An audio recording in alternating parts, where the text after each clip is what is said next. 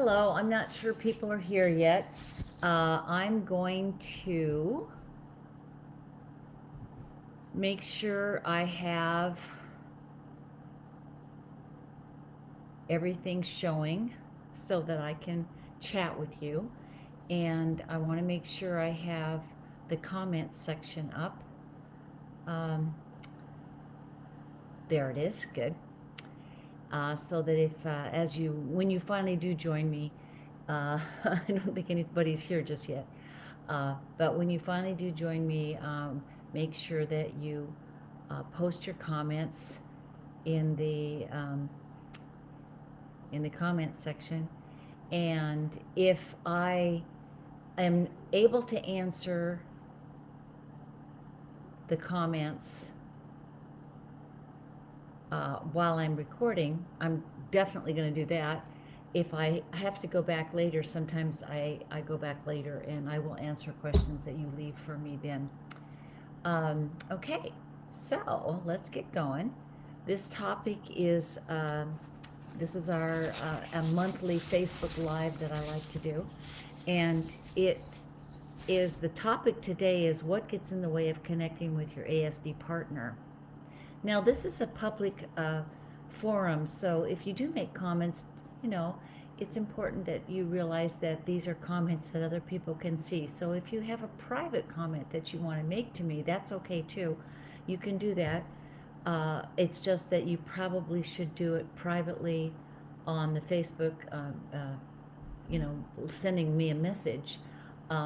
Or you can contact me through my website, which is kmarshak.com. I think I have everything listed in the introduction so that we've got that information available to you.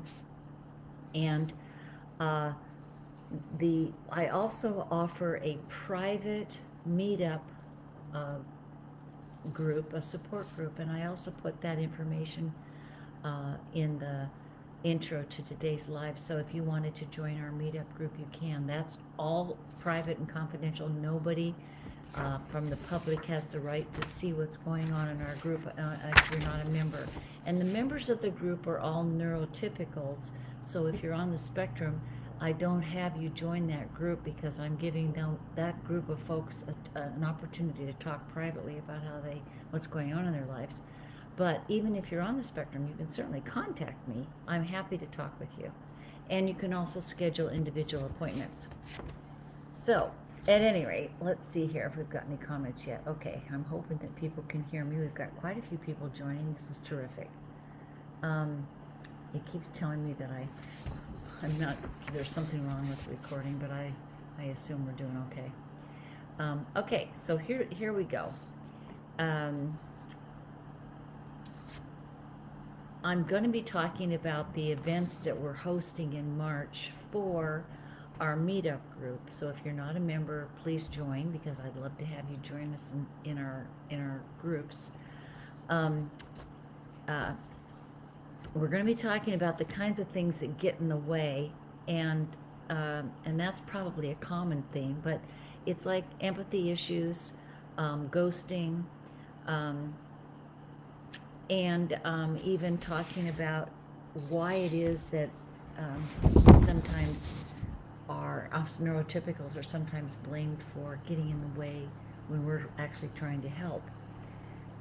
So, got a runny nose today. It's freezing here in the Northwest, by the way. It's about, I think, 30 degrees, so it's definitely freezing. I had a bucket of water sitting outside and it turned into ice. I completely forgot to bring it in.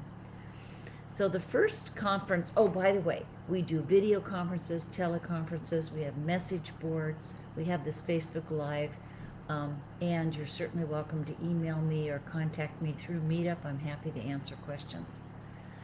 So the first one we're offering is a small group video conference. That is usually 8 to 10 people. Sometimes we have as many as 15, but I try to keep it small so that you are able to talk with each other. I don't record the video conferences because I'm trying to keep it private and confidential for people who participate. But I do offer each topic more than once. So the first one for the month of March is, can aspies be kind without empathy? And that's offered a couple of times, different times, so that we can get to different time zones. And if I do, if the event is filled, then sometimes I'll pop in a third time to offer that topic so that you don't miss out on it. Can aspies be kind without empathy? This is a really important subject. Empathy isn't kindness. Empathy is not compassion. Okay? Empathy isn't proof that somehow you're a good person. Empathy is just the ability to read between the lines, to pick out contextual cues and respond to them. Okay? Kindness, sympathy, compassion, those are different qualities than empathy, and people mix this up all the time. People on the spectrum do not have the full range of empathic skills. Now, they may be sensitive, they may be picking up your emotions, but empathy is the ability to read what's going on and speak to it at that moment in time. It's not holding back. It's not waiting until there's more data. It's like staying with the person and connecting on the level of person to person. So the problem is that we mix this concept up of empathy and kindness all the time, and people on the spectrum can be quite confused about it as well, because they know they mean well, that they're trying to connect with you, that they're trying to stay on the subject. But empathy is the ability to stay with the person, not necessarily the subject. So we talk about that in the first couple of video conferences in the month of March. I think it's an important concept to pay attention to. The second video conference in the month is, the topic is, why are NTs or neurotypicals blamed for trying to help? That's more complex even than the empathy subject. So one of the reasons that NTs are blamed for trying to help, blamed by the person on the spectrum, or the neurodiverse person, that's another term for spectrum folks, is because neurotypicals tend to try to open up a conversation to talk about it, or they present their point of view as just an option to consider. Whereas people who are on the spectrum are transactional, so when they hear that offering to discuss, they think you're telling them what to do. Okay, the transactional person hears that as a black and white, do this. And often they are looking for, the neurodiverse person is looking for what you want from them. And if you say, well, I would try it this way, they think you're telling them what to do, as opposed to you're opening up a conversation. So we'll talk more about that. And I'm going to look and see if I've got any comments here. Oh, good.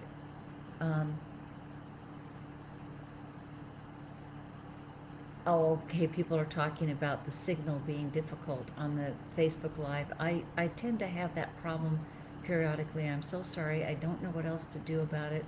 I'm doing my best to hang in there. I know what usually happens, by the way, too, on this, is that the recording actually records. It keeps recording even though your signal is hit or miss. So I'm not really sure why that is. But hopefully, if it cuts out too much for you, you can go back and watch the recording and get the information. Okay, and then I'll come back and I'll talk about these subjects again, or I'll answer your questions if you have them for me. The third video conference for March is Ghosted by Asperger Syndrome. So many neurotypicals talk about how their neurodiverse loved ones tend to shut down and get and pull away and won't talk, and it's they just struggle with how to continue the conversation, so they just don't talk at all. And some people don't talk to their spouse for 2 weeks, 3 weeks. It's not just 20 minutes or half a day. It can go on for quite a while. And again, that's that's a processing issue for people on the spectrum. Their anxiety can get quite extreme, and sometimes they just shut down and pull away and don't want to talk at all because they can't figure out where you're going. So neurotypicals, remember, neurotypicals are trying to open up the conversation. We're trying to connect and just get the conversation rolling because we believe, we have faith that if there's a conversation, we'll get to the answer. Whereas people on the spectrum are transactional. So they're constantly listening for, what do you want? What do you want me to do? And if they can't do it right away, they get frustrated and often will give up and won't talk with you. Now, sometimes they ghost you because they believe you're wrong. They believe you're bad. That goes back to why are NTs blamed for trying to help. They think that neurotypicals are just going to keep pushing their point of view, when really what we're pushing for is connection. Let's just keep talking. I want to make sure I'm not missing anybody's comments here. Oh, right, so good. There's some things here that we can talk about in just a minute, so I'm going to get to that. Thank you. Thank you for posting your questions. Let's see here. We've got Tanya. Yep, thank you. I'll get back to you. And Jan. Good. Thank you very much, Jan. Oh, and Denise. Good. Great. That's great. Okay, so here's the thing.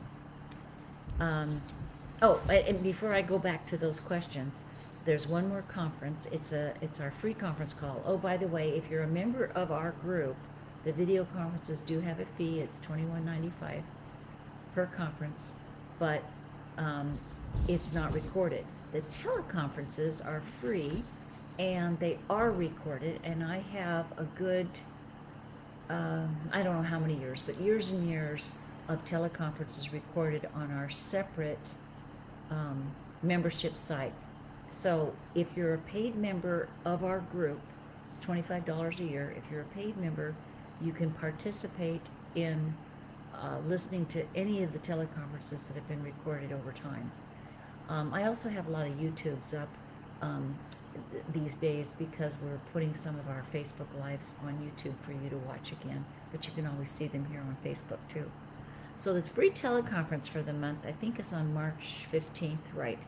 It's spring cleaning in our ASD-NT relationships. So mostly what that's about is taking care of yourself.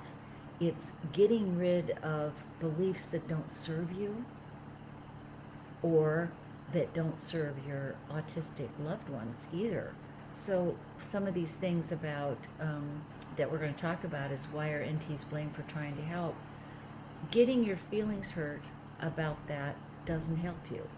You get blamed because the neurodiverse person does not get that all you're trying to do is open up a discussion. You're not trying to tell them what to do. You're trying to open up a discussion. So what that spring cleaning is about is I'm going to let go of trying to fix everything. I'm going to let go of feeling bad that I'm not wrong. But I am observing things, and I'm pretty smart about what I'm observing.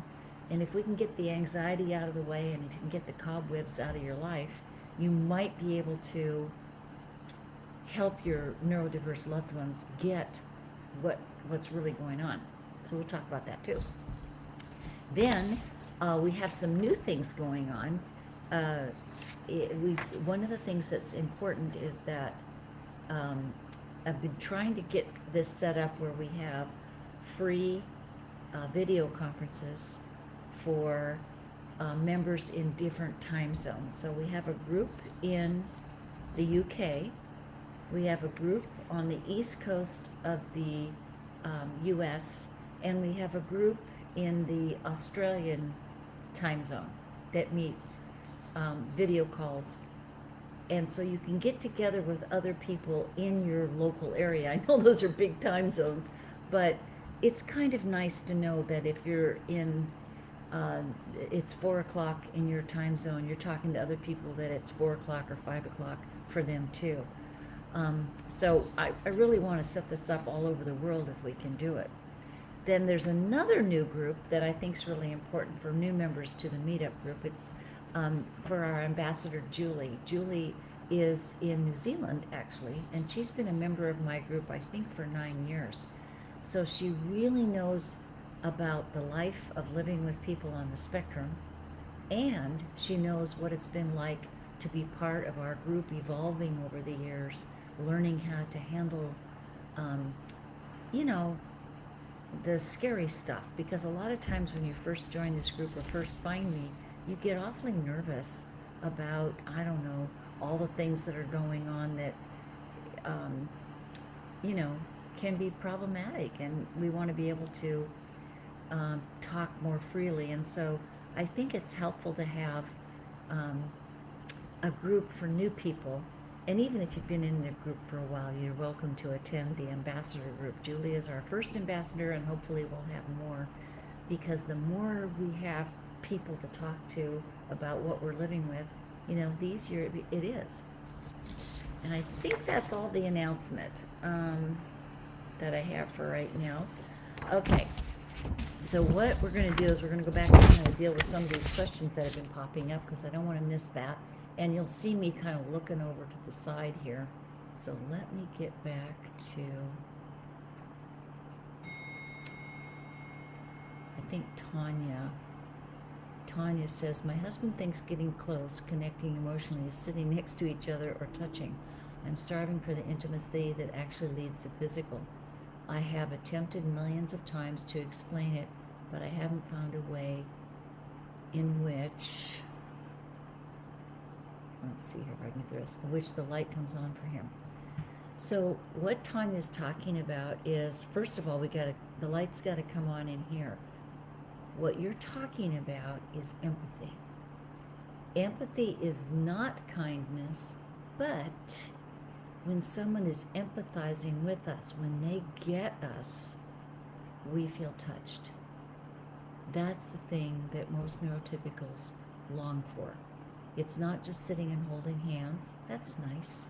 It's not just the physical intimacy of sex. That's nice too. It's that we want to be seen. We want to be known. So we want to be heard. And it's not necessarily for the transactional neurodiverse person. They believe that hearing you is listening to your words. Neurotypicals believe that hearing me is listening to me, the person who's speaking.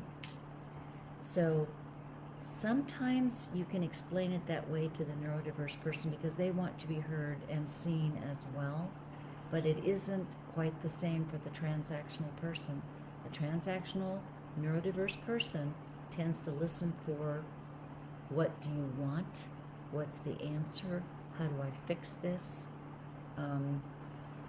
You know, what do those words mean? If you use a word they don't understand, they might correct you. And what we mean by being heard or seen is empathy.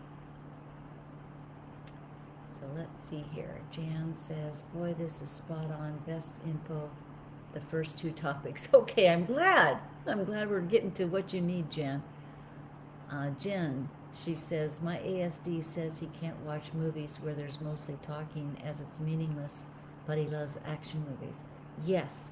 So the problem is we seek communication by talking, but we're not talking about just anything. We're sending little messages. That's what chit-chat is. Chit-chat and talking is connecting person to person. We're recognizing that other individual is there. We're trying to acknowledge that person as opposed to let's just get down to business.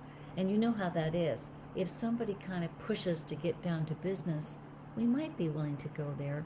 But if we don't feel safe and trusted and trusting, we don't want to get down to business. So unfortunately, people on the spectrum tend to view this connecting as not important. It's just like Jen's spouse says, it doesn't like the meaningless conversation.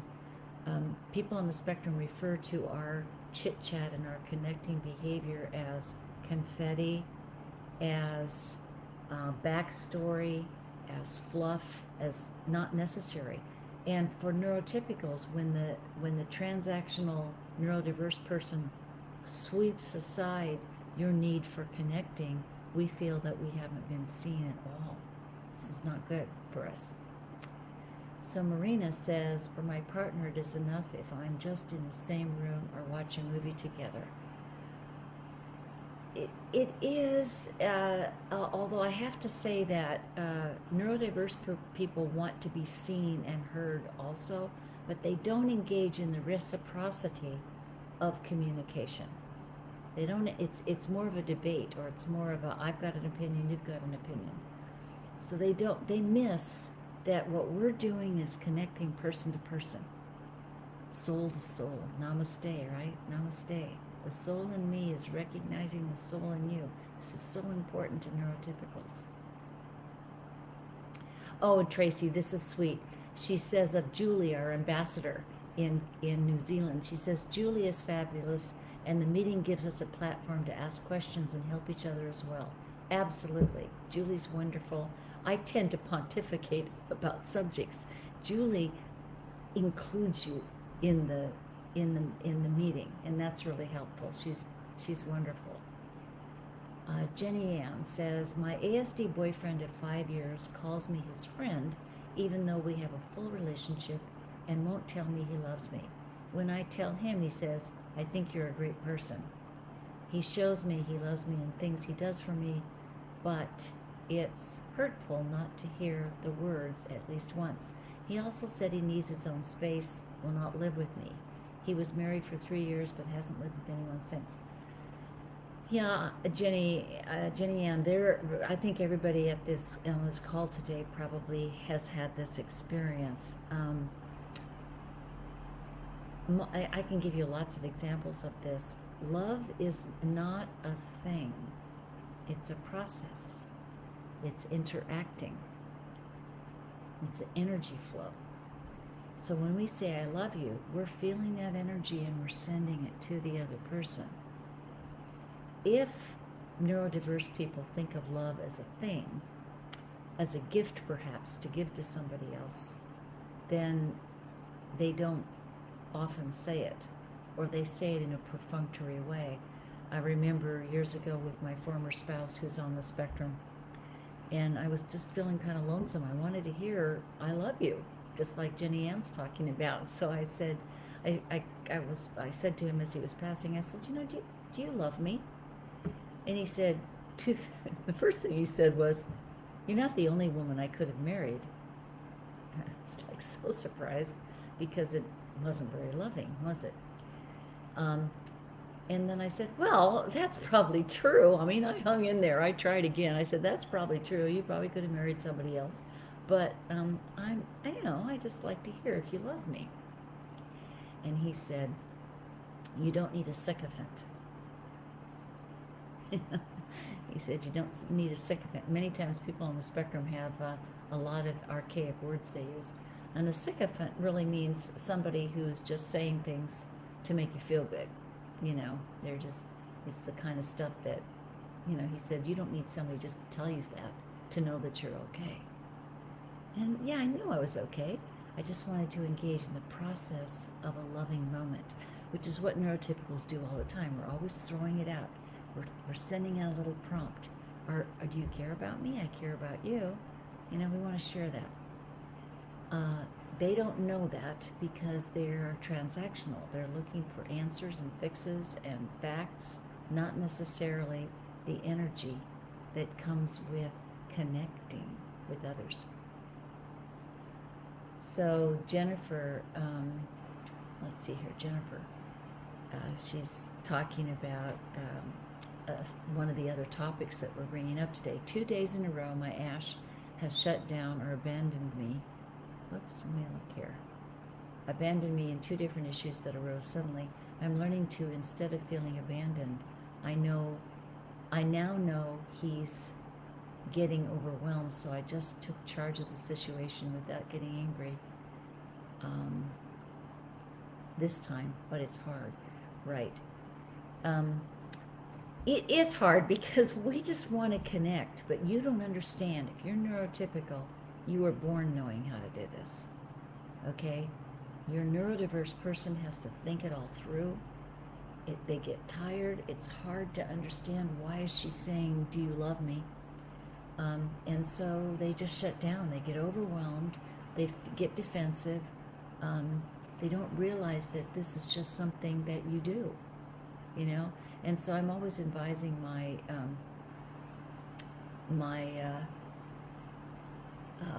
neurodiverse people to hang in there, that there's nothing, you're not making a mistake because you don't immediately say I love you, but they can come back around. They can learn to say, this is important to her. I don't quite get it, but I will tell her I love her. Or I don't quite get why he's sitting there kind of looking at me, waiting for an answer. I'm going to try just saying, I love you, and see if that works. I'm looking to see if there's anybody else here. I think I've got to everybody's question. I hope. If I haven't, go ahead and post it for me, and I'll make sure I answer as soon as I can. Oops, did I miss Lynn? Oh no, I think I talked about that.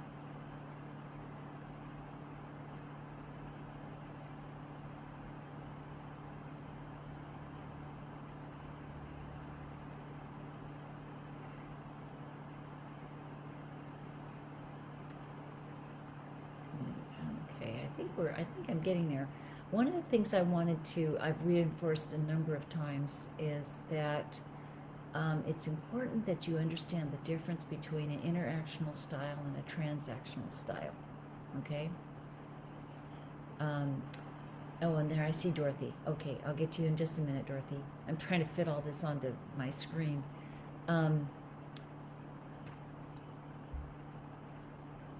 Interactional people are using empathy all the time to assess how we're doing. Are we connecting? Are we there? Are we still in the same wavelength? And so we can talk about a transaction. We can plan a birthday party or get a report into the committee that we're responsible for. But if it feels in the process of communicating with the other person or the group of people, if it feels like we're leaving anybody behind, we will stop and re-engage to bring that person back into the discussion. The transactional person will stay on the subject. They will continue to talk over people, or turn in their assignment even though they were supposed to address somebody else's concerns sooner. I hope that makes sense. So what happens is that with those two competing styles, generally what happens is the transactional style wins. We get kind of drawn into, okay, I guess the meeting's over. Okay, I guess since he's turned in his report, we're done. As opposed to holding our ground and saying, look, we're not going forward until, I've been heard, or until we've heard Sarah or Mark or whoever we want to make sure heard here.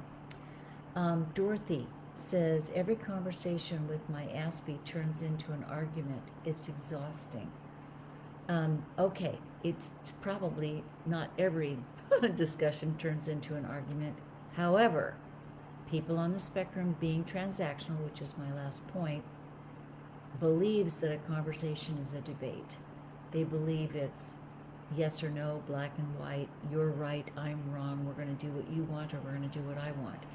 And so they tend to look for win-lose conversations, which can turn into arguments, whereas we're looking for win-win. That's the reason we keep the conversation going. How can we turn this into something that works for him and works for him, works for her, works for me?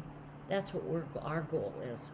And yes, we can be transactional and say, I know all of you have an opinion about this, but I think we're going to go with Sarah's suggestion right now so that we can move this along. We can be transactional, but we do it in a way that makes everybody feel as if they're still participating, that we care about them.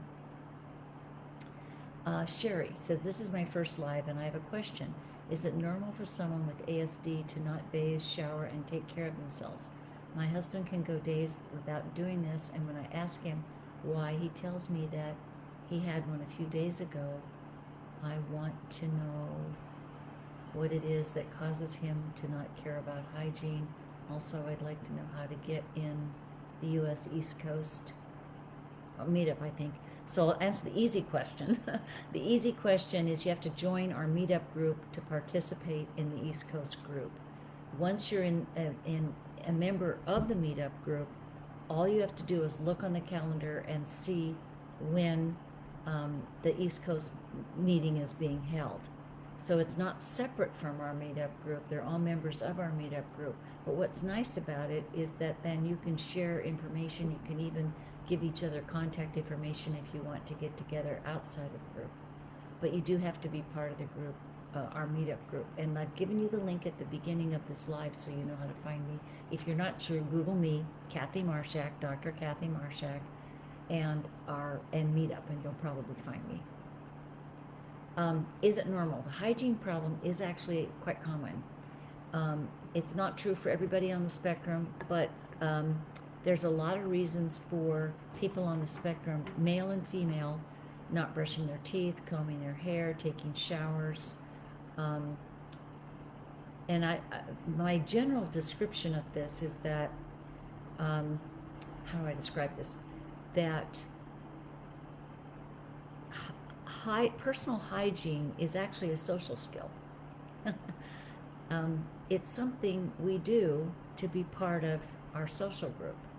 So for neurotypicals, cleanliness is important because we want to share space with other people, but we also look at what we're wearing. Have we got the appropriate clothing on for the event? For example, years ago, my former spouse and I had a meeting with my attorney, and the attorney was available on a Saturday. He knew that was our days off, and so he said, no problem, you don't have to dress up. Those were in days when people still wore suits and that kind of thing. It was way before COVID, many decades, well, not decades, but probably 10 or 12 years. And he said, it's no problem, it's casual, it's Saturday, I won't be dressed up.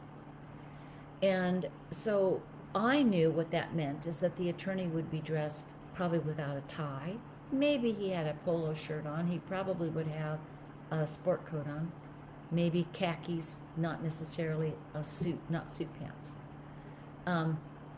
So when we were getting ready to leave, my spouse, who's also an attorney, had his lawn mowing clothes on. His grass-stained shoes, jeans with holes in it, and a t-shirt. And he was ready to go. And I said, well, we're going to see the attorney now. And he said, yeah, I know. And I said, well, you haven't changed your clothes from mowing the lawn. And he said, or taking a shower. And he said, well, it's casual. I was dumbfounded. I said, well, casual doesn't mean lawn mowing clothes. We're still going to a meeting. It's a business meeting. And I'm dressed in casual clothes, but certainly not, weeding and mowing the lawn clothes. He wouldn't listen to me. He insisted that he could go this way, and that was his definition of casual. So this is a social skill, okay? That's one part. Now, another part of it is that the hygiene issue sometimes is a sensory issue. So for some people on the spectrum, the sound of the shower hitting the wall is unnerving, or splashing on their body is upsetting. And so they do it as little as possible. Sometimes they don't look in the mirror, so they don't comb their hair. They don't even notice that it needs to be combed. And toothbrushing is similar. So it can be a sensory overload issue, or because they can't smell themselves, it's not a problem, because it's not always easy for us to smell us as it is to smell the other person. So there's a lot of reasons for this, and I basically think you can say that the rule in my house is that you shower whatever, every other day, every day, whatever it is that you want. I think you can ask for that. But this is sometimes not an easy one to solve. And then Beatrice says, same here, very little thing. Every little thing is an argument, right? So she's relating to that. it becomes an argument for a couple of reasons. One is because they're transactional, but also because they're transactional, they think we are. So when we express an opinion, they say things like, well, why are you disagreeing with me? Or if you ask me what my opinion was, why are you telling me something different now? And we might ask for their opinion because we're having a conversation, not because we're going to argue about it. Marina, she says, how do I connect with a partner who takes everything as a criticism and is of the opinion that I micromanage him? He said, let's see here, he said I should inspire him to want him to do things that I want. Well, first of all, I don't think he's assessing you appropriately. Of course, you would like him to do things because he wants to do them. And again, it's the criticism issue is because, again, because they're transactional. They think if you express an opinion, you're criticizing. Or if he didn't ask you anything, but you offer something, they often will say that we interrupt all the time. And we kind of do, because for us, conversation is a flow. It doesn't mean that you wait for a sentence to end. You might interject something in there. And that's our way of connecting and supporting the other person. You're often offering support that they don't even recognize you're doing. But they see it as a criticism, and that's sad, isn't it? When we're offering support. So how do we get past that? Well, we'll talk about that in our group. Not that I have the ultimate answer about how to get past these things. It's not so easy to do. Cheryl says, I have a different problem. My AS husband tells me he loves me almost every day. I don't like to tell him because my spirit has been crushed by him over and over, so I'm not even sure I do love him. So I feel guilty when he says he loves me. Yeah. The problem with needing to be affirmed, like I said, the namaste, the problem with needing to be affirmed through empathic communication does leave us cold. And I just recently wrote a blog about even feeling repulsed by the other person because they cut you off and cut you off and cut you off. The neurodiverse person doesn't mean to cut you off. They think they're just getting to the bottom line. And we don't want to get to the bottom line when our heart's involved. We want to be affirmed. So what she's saying is the tragedy is that we stop loving the person after a while if they think that it's just words. In fact, that's the title of the book that hopefully I'll publish this year. The title is Empathy is More Than Words. It's more than words. It is more than words. It's how we say it. It's who we're talking to. It's looking that person in the eye and affirming that you value them. It's not just saying, I love you, honey, I love you, I'm glad, it's just not enough. So, yes, I think what happens for neurotypicals is that we begin holding ourselves back too. So Tanya says, any advice on how to approach all these instances? Well, I think she's referring to the whole darn thing. That what we're talking about today is we have to stay strong, us neurotypicals. Well, and people on the spectrum too, neurodiverse. We need to stay strong that I'm okay, I'm a good human being, I mean well, but I am using a very, very different system of communicating than my partner. If we've got a neurodivergent relationship, what that means is we've got a neurodiverse person, a neurotypical person, and our relationship is neurodivergent. It isn't always coming back together. So we have to work on bringing it back together, which is something I'm writing about a lot too. If you feel confident that your system is perfectly okay, it's just not the same language as the other person, at least we can start from a positive place as opposed to what's wrong with the other person or what's wrong with me. We can start from this place that I'm a worthwhile human being, but that we might have to tease apart what on earth the communication is about. we might do better. And I think I have time for a few more comments here. Julie, Dr. Kathy, do you think female aspies are less apt to be as transactional? Maybe a generalization is just not possible. I think that all people on the spectrum are transactional. I do think that women on the spectrum are more aware than their male counterparts that they're stepping on toes. They seem to be more aware that this isn't going well, and they feel bad about it, but they still are not quite sure what to do. So I think it's just as important for women on the spectrum. For example, I have a friend who's on the spectrum, a couple of women friends that are on the spectrum, but this one in particular is an author, and she refers to empathy as extra words or curlicues. She says, you know, I throw in a bunch of extra words into my writing to please neurotypicals, but that's not empathy. It's not about extra words. It's about the right words. It's about looking into the eye of that other person and knowing that they need us to describe it in a certain way in order to feel, you know, like we're with them. So Jan says, mine won't take a verbal connection because he wants physical connection, but it has to be every single day or it's meaningless. He doesn't trust me when I pop down to flirt with him, so I'm rejected, and he doesn't get why I don't brush down every day for that rejection. Yeah.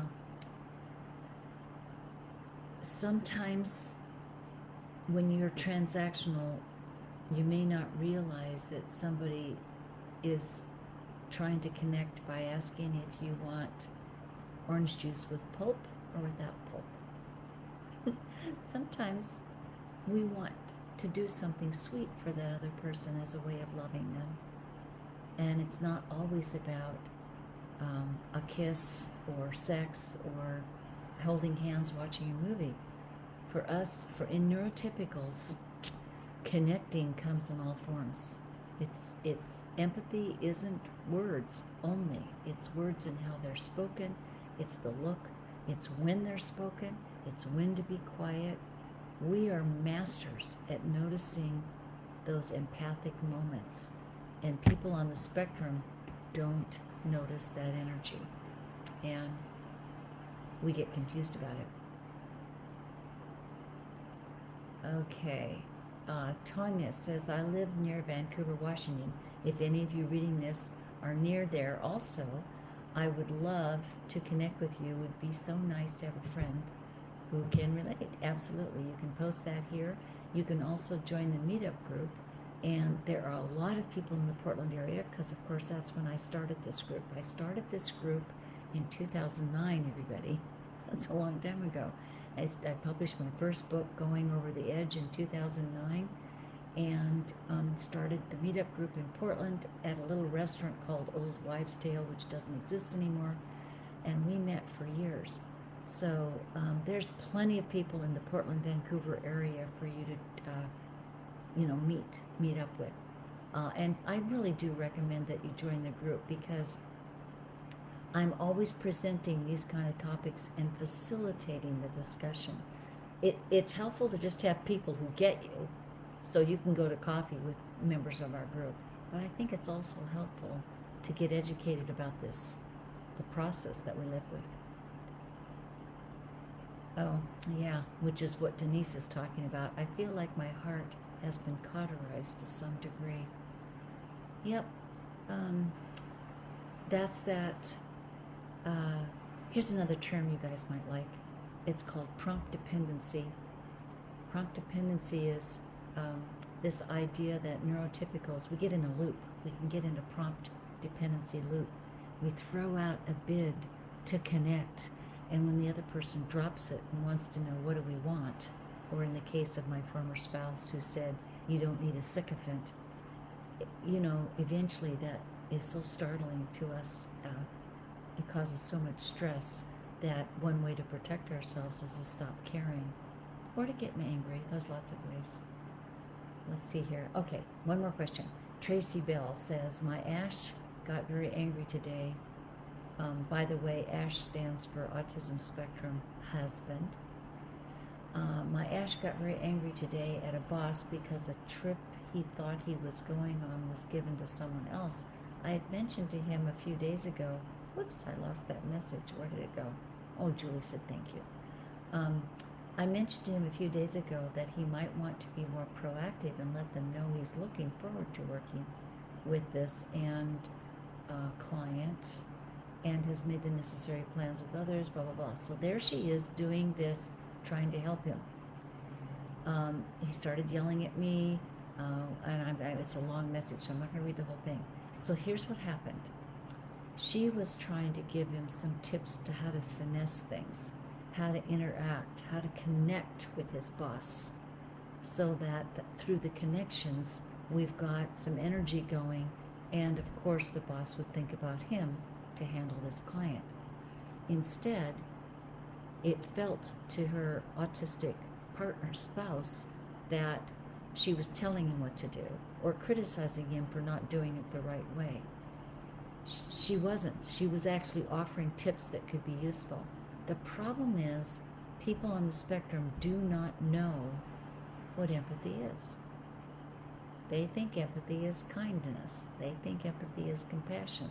That's not empathy. Empathy is being able to read the room, to read the other person, to understand when you should speak something up, say something to your boss, and when you should be quiet. She was trying to offer him what she thought was simple political strategy, and he felt criticized. If he were in therapy, I have to tell you this, it takes a long time for people on the spectrum to get that we're offering advice that's pretty useful, but it may not work for them either. I want your neurotypicals to get that it may not be useful to offer that political advice. Okay, I'm going to wrap this up. If you've got more questions, absolutely go ahead and post them. Sandy said something that is important. Sometimes I don't speak loud enough. I'm terribly sorry about that. But hopefully on the recording you can increase the volume. And I hope to see you in our group. So take care, everybody. We'll talk again soon. And by the way, if you missed anything, watch the recording, look at the postings, and I will go back and answer more questions if you want to leave them after we're done today. Take care. Bye-bye.